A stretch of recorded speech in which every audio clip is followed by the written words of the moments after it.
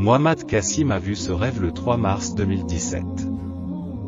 Bismillahir-Rahmanir-Rahim, Assalamu alaykoum. Dans ce rêve, j'ai vu la Turquie tomber et la destruction était partout.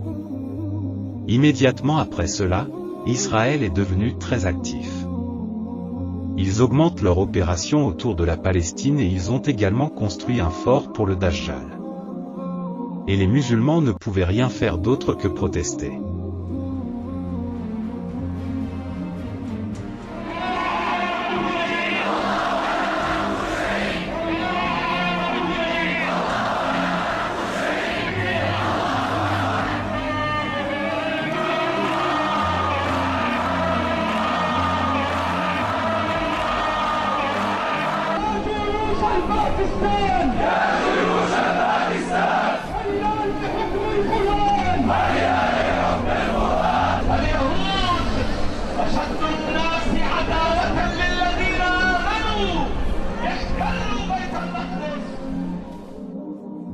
Ensuite, Israël a formé des alliances avec d'autres pays et a semé le trouble. Les États-Unis étaient parmi leurs partisans et ils ont aidé Israël en offrant leurs services de renseignement. Lorsque la Russie a découvert cela, elle a immédiatement formé des alliances avec des pays voisins. Et la Russie est également devenue active et devance les autres dans la conquête de terres au Moyen-Orient. C'était comme s'ils visaient tous à conquérir le monde entier. Ensuite, les États-Unis ont sauté ouvertement au Moyen-Orient et ils ont rencontré Israël et d'autres alliés et ensemble, ils ont commencé à se battre contre des groupes de la Russie. Et cela a poussé la Russie et ses alliés à riposter. Et ainsi la Troisième Guerre mondiale commence et les champs de bataille étaient les pays du Moyen-Orient. En raison de quoi les pires destructions ont eu lieu au Moyen-Orient et un grand nombre de musulmans ont été massacrés.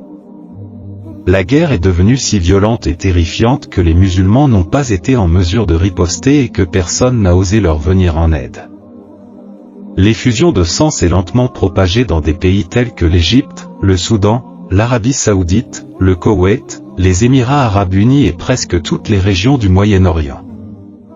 L'équipe d'Israël gagnait constamment de plus en plus d'alliés. Et même certains pays musulmans sont également devenus des alliés des États-Unis ou de la Russie. Les deux superpuissances voulaient conquérir le plus des terres.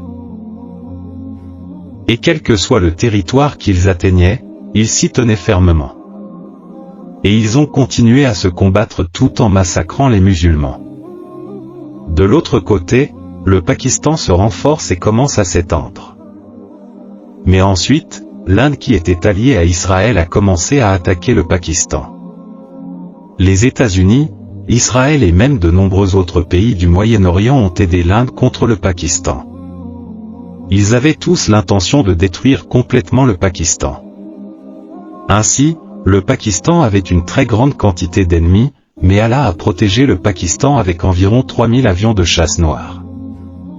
Puis la guerre contre le Pakistan a commencé et avec l'aide d'Allah, le Pakistan est sorti victorieux contre ses ennemis. Le Pakistan a conquis toute l'Inde ainsi que le Bangladesh et l'Afghanistan et une fois le Pakistan a revendiqué la victoire sur l'Inde. L'Indonésie et la Malaisie sont également devenus des alliés du Pakistan. Ensuite, le Pakistan a sauté au Moyen-Orient par la volonté d'Allah et ils se sont battus avec les deux superpuissances en utilisant les puissants avions de chasse noirs. Le Pakistan a attaqué ses ennemis de telle manière que personne ne pouvait les arrêter.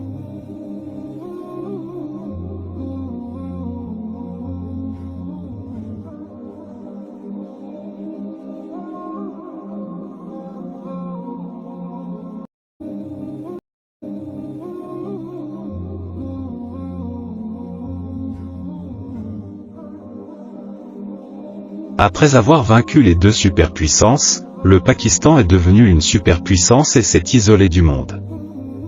Le Pakistan reprend également le contrôle du Moyen-Orient et des pays arabes. Toutes ces zones sont devenues une partie du Pakistan et ils ont commencé à reconstruire ces zones. Enfin, le véritable islam du dernier prophète Mohammed sallallahu alayhi wa sallam commençait à s'établir dans toutes ces régions et la paix a finalement prévalu là où se déroulait autrefois la plus grande guerre de l'humanité.